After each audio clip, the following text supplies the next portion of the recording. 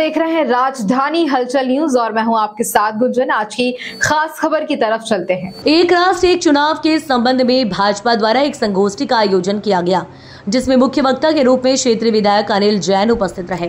कार्यक्रम के प्रारंभ भाजपा कार्यकर्ताओं के द्वारा मंचासीन अतिथियों का फूलमाला पहनाकर स्वागत किया गया। संगोष्ठी के मुख्य वक्ता विधायक जैन ने अपने विचार साझा करते हुए कहा कि एक राष्ट्र एक चुनाव से समय और संसाधनों की बचत होगी। बार बार होने वाले चुनावों से सरकारी कार्य प्रभावित होंगे। हर सार्वजनिक और सामाजिक क्षेत्र में विभिन्न सुधारों का कार्य प्रधानमंत्री नरेंद्र मोदी ने किया है।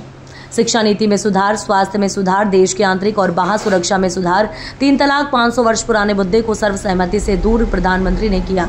तो अब एक राष्ट्र एक चुनाव कराने में निश्चित ही सफल होंगे।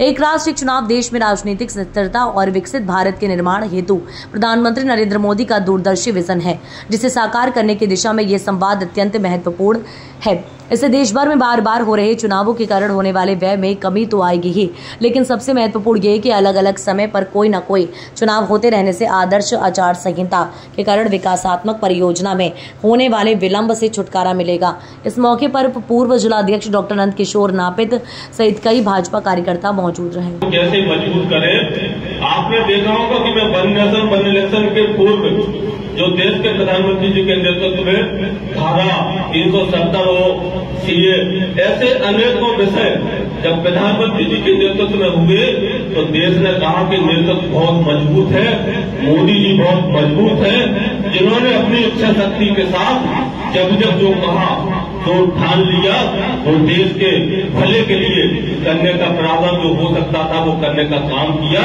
आप सबकी ओर से मैं भी अपने देश के सदस्य प्रधानमंत्री जी का अभिनंदन करता हूँ, वंदन करता हूँ और निश्चित रूप से उन्हें ये ऊर्जा भले प्रदान हमेशा उनको ऊर्जा मिलती रहे। निश्चित रूप से जो आज एक राष्ट्र चुनाव के जो फायदे हैं, खर्च में तो बचत होती है।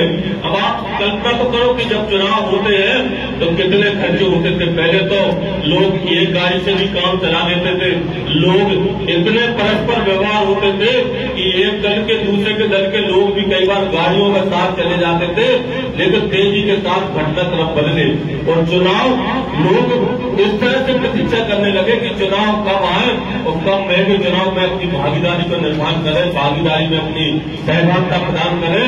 ये जो सबसे महंगा चुनाव होता था उस चुनाव को, और ऐसा नहीं कि प्रधानमंत्री जी ने अपील भी की कि हम जनप्रतिनिधियों की राय लेंगे, हम बुद्धिजीवियों से पूछेंगे, हम शहर और गलियों गलियों में नुक्कड़ों के माध्यम से भी ये विषय लेके बढ़ने का काम करेंगे कि एक राष्ट्र एक चुनाव हमारे लिए कितना महत्वपूर्ण है।